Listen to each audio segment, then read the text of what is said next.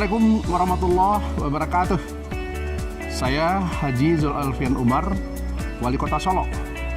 Pada kesempatan ini, mengucapkan terima kasih dan penghargaan yang setinggi-tingginya atas kesempatan yang diberikan kepada kami untuk menyampaikan klarifikasi atas laporan informasi kinerja pengelolaan lingkungan hidup di Kota Solo pada tahun 2020. Kota Solo merupakan kota kecil di Provinsi Sumatera Barat yang berdiri pada tahun 1970 dan memiliki luas wilayah lebih kurang 58 km persegi. Luas wilayah yang kecil, sehingga Kota Solo hanya terdiri dari 2 kecamatan dan 13 kelurahan. Kota Solo dikelilingi oleh pegunungan berapi dan rentetan bukit barisan yang menyebabkan Kota Solo memiliki tanah yang subur untuk kegiatan pertanian, sehingga Kota Solo dijadikan sebagai salah satu lumbung padi di Provinsi Sumatera Barat. Saat ini peruntukan tanah bagi persawahan kurang lebih 1.100 hektar. Dan hal inilah yang menjadi dasar Kota Solo memakai slogan sebagai kota beras Rani Madinah. Di Kota Solo, beras yang terkenal adalah beras dengan varietas Senak Daro yang sudah mendapatkan sertifikat hak paten indikasi geografis dari Kementerian Hukum dan HAM dan Kementerian Pertanian.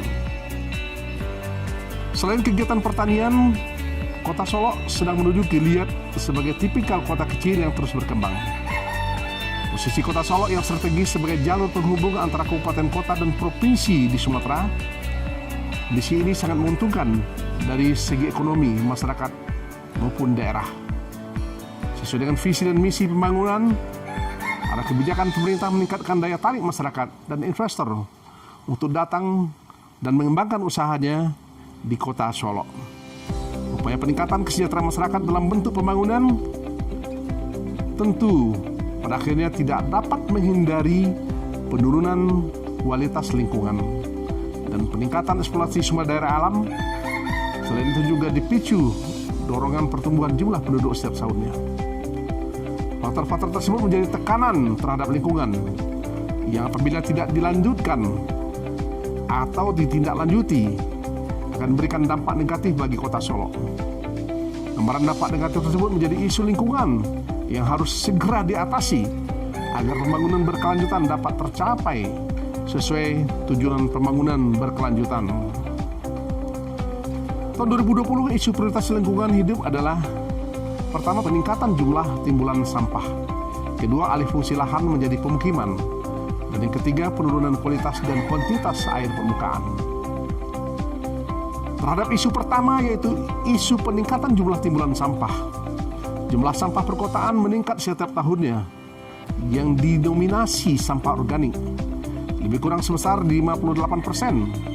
Dan diikuti sampah plastik lebih kurang 22%. Dan lebih dari 85% jumlah timbulan sampah Kota Solo diangkut ke TPA regional. Sebagai upaya mengatasi isu tersebut, ada 3 kebijakan yang telah kita lakukan. Pertama adalah mengatur dengan peraturan daerah tentang kebersihan dan keindahan. Kedua, kebijakan dan strategi daerah dalam pengelolaan sampah rumah tangga dan sampah sejenis sampah rumah tangga. Ketiga, adanya peraturan wali kota tentang pengelolaan sampah plastik. Layanan persampahan Kota Solo telah mencakup lebih kurang 75% dari luasan wilayah Kota Solo. Peningkatan layanan persampahan Kota Solo dilaksanakan dengan penambahan sarana prasarana persampahan seperti alat angkutan, bangunan daur ulang sampah, dan penambahan pekerja harian kebersihan. Selain itu, untuk meningkatkan partisipasi masyarakat sebagai upaya pengurangan timbulan sampah dari sumber sampah, telah dilaksanakan pelatihan dan sosialisasi pengelolaan sampah rumah tangga. Peningkatan kepedulian dan partisipasi masyarakat ditumbuhkan melalui peningkatan atau pendidikan lingkungan di tingkat sekolah dengan implementasi kegiatan PBLHS atau Gerakan Peduli Berbudaya Lingkungan Hidup di sekolah. Bentuk kegiatan tersebut diantaranya pengelolaan sampah, penataan lingkungan, konservasi air, dan konservasi energi. Apresiasi implementasi kegiatan PBLHS ini diberikan berupa Sekolah Adiwiyata.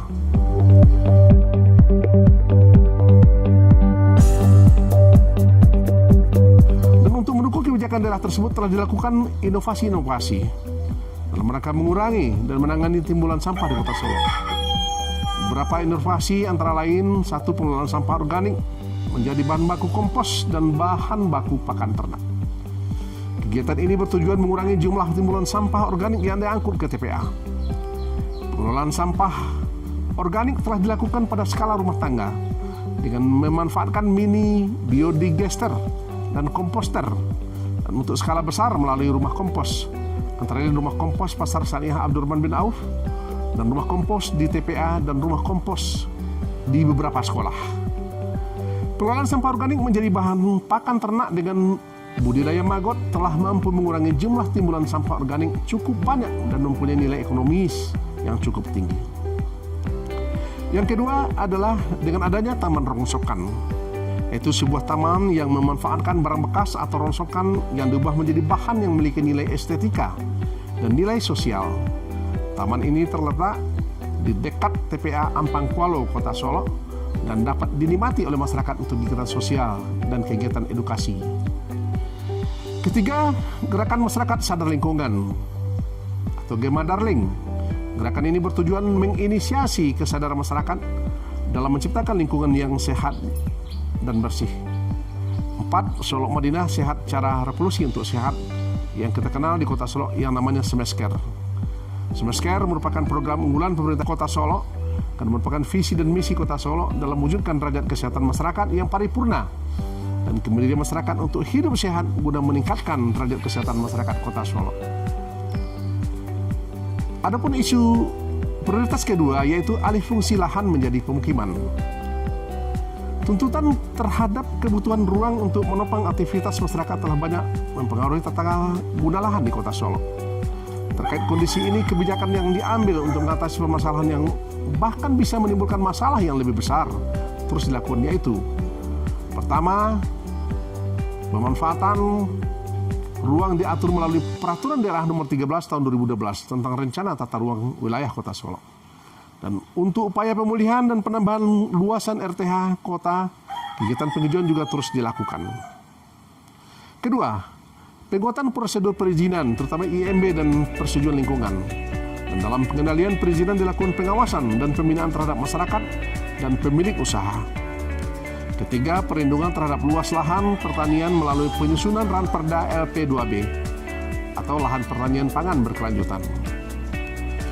Selanjutnya, inovasi yang mendukung implementasi kebijakan tersebut antara lain: satu, adanya konservasi dan pencadangan sumber daya alam melalui pengembangan sistem informasi padati sebagai sarana publikasi keanekaragaman hayati Kota Solo. Penetapan kawasan ikan larangan berada di Kelurahan Laing. Kawasan ikan larangan ini merupakan salah satu bentuk kearifan lokal sebagai upaya pelestarian adat yang menerapkan nilai-nilai luhur untuk melindungi dan mengelola lingkungan hidup secara lestari. 2. Pengembangan ruang terbuka hijau atau RTH dan agrowisata berbasis masyarakat merupakan upaya nyata dalam penyelamatan ruang dan meningkatnya konversi lahan. RTH yang saat ini telah dimanfaatkan masyarakat untuk kegiatan sosial antara lain adanya Taman Syekh Kukut, Taman Bidadari, Taman Kolumpang, Taman Istiqlal, dan Taman Pramuka. Terkait agrowisata berbasis masyarakat terdapat 2 lokasi utama, yaitu agrowisata Batu Patah Payo yang berbatasan langsung dengan kawasan hutan, kemudian dengan kegiatan utama budidaya bunga krisan dan kopi payo, serta pengembangan tanaman buah-buahan yang mana tujuan akhirnya konservasi lahan dan peningkatan ekonomi masyarakat sekitar kawasan serta ditunjang dengan fasilitas pendukung wisata alam. Kedua adalah adanya agrowisata Sawah Solo, adalah kawasan wisata sawah dengan penyediaan fasilitas pendukung pariwisata melalui jalur menuju hamparan persawahan, budidaya minyak padi, acara tulak bala, pacuan traktor, dan silek lanyah. Terakhir, isu prioritas ketiga yaitu penurunan kualitas dan kuantitas air permukaan. Beberapa tekanan terhadap kualitas air dipicu oleh meningkatnya beban pencemaran air limbah, baik domestik dan non-domestik, yang memberikan dampak negatif antara lain gangguan kesehatan, kerusakan ekosistem air, menurunkan nilai jasa ekosistem sungai, dan meningkatnya nilai ekonomi air. Kebijakan yang telah dilakukan untuk pengendalian pencemaran kualitas air, antara lain penerapan perizinan pengelolaan limbah, dan upaya penerapan kebijakan tersebut antara lain pemantauan kualitas air permukaan dan air limbah, penambahan IPAL komunal bagi masyarakat yang tidak memiliki jamban dan septic tank, peningkatan pengawasan terhadap usaha atau kegiatan yang menghasilkan limbah cair. 4. Rehabilitasi Sungai Batang Lembang yang telah dilakukan secara bertahap oleh BWS 5 sepanjang 9 km di wilayah Kota Solo. Inovasi yang dilakukan terkait isu penurunan kualitas dan kuantitas air permukaan yaitu 1. Aksi bersih-bersih sungai. Program Sungai Bersih diinisiasi oleh Dinas Lingkungan dengan melibatkan stakeholder antara lain Polres Solo Kota, TNI, organisasi masyarakat, dan pramuka. 2. Aplikasi layanan sedot tinja merupakan aplikasi layanan online sedot tinja kepada masyarakat secara cepat, terjawab dan terjadwal dan ramah. 3. Pengembangan laboratorium lingkungan. Untuk menghasilkan data kualitas lingkungan yang valid, Dinas Lingkungan Hidup terus melakukan peningkatan kapasitas dan SDM UPTD Laboratorium Lingkungan Hidup Kota Solo yang telah mampu melakukan pengambilan sampel dan pengujian kualitas air. Kemudian nomor 4, adanya budidaya ikan dalam ember. Program ini diinisiasi oleh Taruna Siaga Bencana Kota Solo sesuai himbauan pemerintah Kota Solo dan atas inisiasi Wahana Muda Indonesia. Budik damber atau budidaya ikan dalam ember ini bertujuan untuk menciptakan ketahanan pangan bagi masyarakat yang kurang mampu. 5. Kerjasama pengelolaan air bersih langsung minum dengan Kota Toyohashi Jepang. Kerjasama ini telah dilaksanakan dalam rangka peningkatan layanan penyedia air bersih di Kota Solo yang telah dimulai dari tahun 2012 sampai tahun 2020 dalam bentuk pelatihan dan alih teknologi pengelolaan air bersih siap minum. 6. Pengembangan wisata sungai dan event Basi Tajik. Event wisata Basi Tajik adalah lomba pacu raki dan pacu benen yang dilaksanakan di aliran Sungai Batang Lembang untuk mendukung pelestarian sumber daya air. Keberhasilan Kota Solo dalam pengelolaan lingkungan hidup telah diapresiasi dengan mendapatkan penghargaan antara lain apresiasi penghargaan Taman Kehati tingkat nasional dari Kementerian Lingkungan Hidup dan Kehutanan, kemudian inovatif Government Award dari Kementerian Dalam Negeri, kemudian inovasi dalam pengembangan bunga krisan di Kota Solo, serta inovasi daerah yaitu pembangunan Taman Rosokan. Sekian dan terima kasih dari kami selaku Wali Kota Solo. Juga terima kasih kepada semua pihak. Semoga kita semua selalu diberikan rahmat dan perlindungan dalam menjalankan tugas pemerintahan dan pelayanan masyarakat. Wassalamualaikum warahmatullahi wabarakatuh. Bismillahirrahmanirrahim. Assalamualaikum warahmatullahi wabarakatuh. Saya Hajah Nurnisma Esa selaku Ketua DPRD Kota Solo. Dalam rangka penilaian informasi kinerja pengelolaan lingkungan hidup daerah untuk penghargaan Nirwasita Tantra tahun 2020, maka terkait fungsi DPRD dalam pencapaian kinerja pengelolaan lingkungan hidup Kota Solo, kami sampaikan bahwa sesuai dengan tugas utama kami DPRD, yaitu fungsi legislasi, budgeting atau penganggaran, dan fungsi pengawasan, telah mendukung pelaksanaan kebijakan pemerintah khususnya bidang lingkungan hidup pada tahun 2020. Bentuk dukungan kami dalam fungsi pengawasan yaitu sampai tahun 2020 kami DPRD Kota Solo sudah menerbitkan 8 peraturan daerah terkait pengelolaan lingkungan hidup dan 3 peraturan Wali Kota Solo.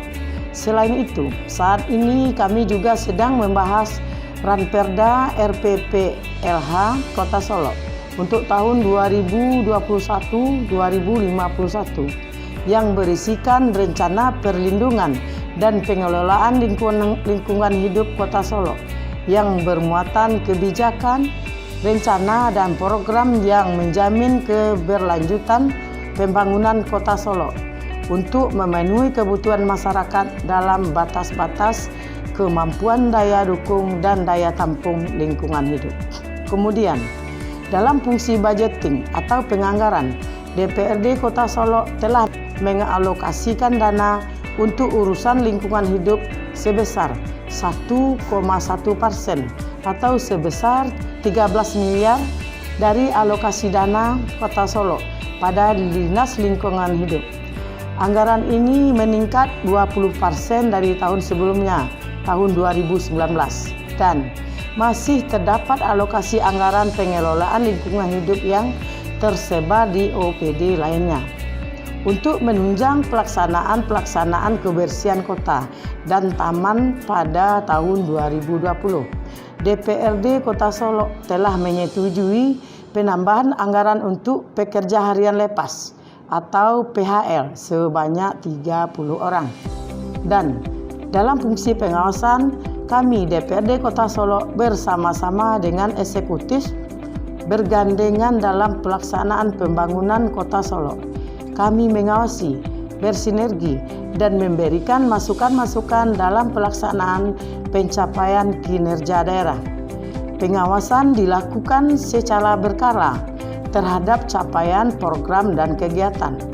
Selain itu, pada akhir tahun kami bersama-sama dalam melaksanakan evaluasi dan monitoring terhadap apa-apa yang telah dilakukan dalam pencapaian kinerja, pemakaian anggaran, dan pelaksanaan anggaran di Kota Solo. Dan pada tahun 2020, pelaksanaan program dan kegiatan pengelolaan lingkungan hidup telah terlaksana dengan baik dan semoga akan semakin meningkat ke depannya. Terima kasih. Wassalamualaikum warahmatullahi wabarakatuh.